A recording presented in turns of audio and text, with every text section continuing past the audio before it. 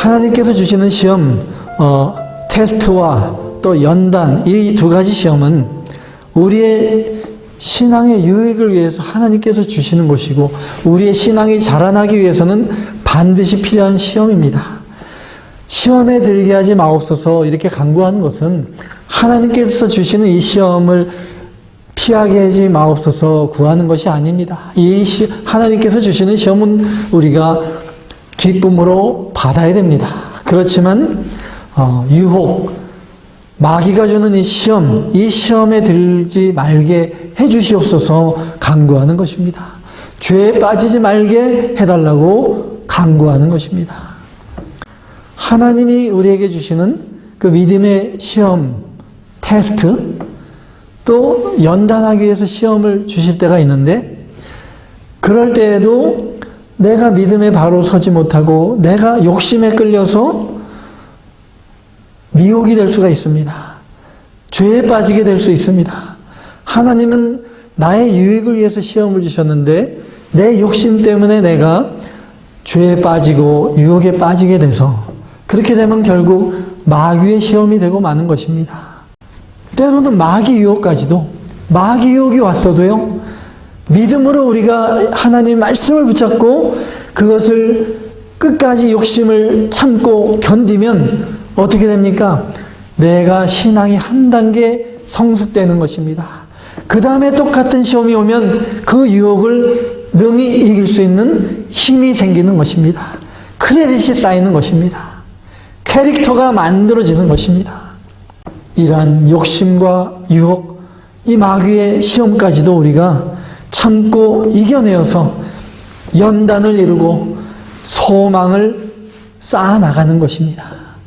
우리의 신앙이 이렇게 함으로써 한 단계 한 단계 성숙되어 감으로써 예수님의 형상까지 다다르는 것, 그것이 우리가 이 땅을 살아가는, 이 악한 세상을 살아가는 우리의 참된 소망이 되어야 되는 것입니다. 주님께서 우리에게 이렇게 간구하라고 가르치신 이유는 무엇인가? 아까 말씀드렸듯이 우리가 이 악한 세상에서 살고 있기 때문입니다. 우리를 시험에 들게 하지 마옵시고 다만 악에서 구하옵소서. 힘써서 우리가 이렇게 간구하지 아니하면 나도 모르게 유혹에 빠질 수밖에 없습니다. 죄성 있는 내 육신은 자꾸 나를 그 유혹으로 몰고 갑니다. 죄에 빠지도록 만듭니다. 우리는 그렇게 연약한 우리들이다. 예수님께서 알려주시는 것입니다. 그렇기 때문에 우리가 이 악하고 음란한 세대 가운데서 하나님의 은혜가 아니고서는 악에서 보호를 받고 건짐을 받을 수 없다는 그 사실을 우리가 깨닫고 인정하고 하늘에 계신 아버지를 바라보며 간구해야만 한다는 것입니다. 혹시라도 시험에 빠졌으면은 즉시 깨닫고 회개하고 돌이킬 수 있도록 우리를 악에서 구하여 주소서. 하나님 아버지께 힘써 날마다 간구해야 되는 것입니다. 이렇게 간구한다면, 진실로 이렇게 되길 원한다면 우리가 해야 될 책임과 의무가 있습니다. 먼저 힘써 기도해야 되는 것입니다. 힘써 기도해야 됩니다.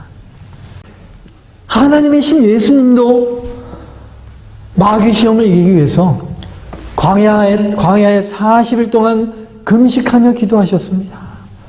그 기도의 힘으로 마귀의 3가지 큰 시험을 당당하게 이기셨습니다. 십자가 고난을 앞에 두시고 겟세마네에서 땀이 땅에 떨어지는 빗방울처럼 되도록 애쓰고 간절히 기도하셨습니다.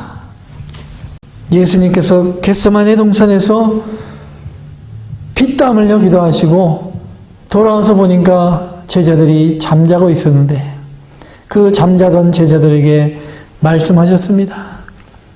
시험에 들지 않게 깨어 기도하라. 저와 여러분에게도 주시는 말씀입니다. 시험에 들지 않게 깨어 기도하라. 지금은 깨어 있을 때입니다. 하나님의 자녀라고 하면서 기도하지 않는 사람들, 예수님의 제자들처럼 다 잠자고 있는 것입니다. 잠자는 자여, 깨어서 일어나라. 성령의 음성을 듣고 정신 차리고 우리가 깨어서 일어나야 됩니다. 다시금 기도의 자리로 나와야 됩니다. 하늘에 계신 우리 아버지께 두 손을 높이 들고 다시는 유혹의 자리로 돌아가지 않도록 도와주시옵소서 간구하면은 미쁘신 하나님께서 우리가 감당하지 못할 시험을 허락하지 않으시고 시험 당할 즈음에 피할 길을 내어주셔서 우리로 능히 감당할 수 있게 해주신다고 고린도전서 10장 31절에 말씀해 주셨습니다. 또 우리가 해야 될 의무 두 번째로는 유혹을 멀리해야 됩니다. 유혹을 멀리해야 됩니다. 유혹에 빠질 수 있는 그런 환경을 피해야 됩니다. 악은 그 어떤 모양이라도 다 버리라고 했습니다. 악인의 꾀를 쫓지 말고 생각도 하지 말고 죄인의 길에 서지 말고 오만한 자의 자리에 앉지 말라 말씀했습니다.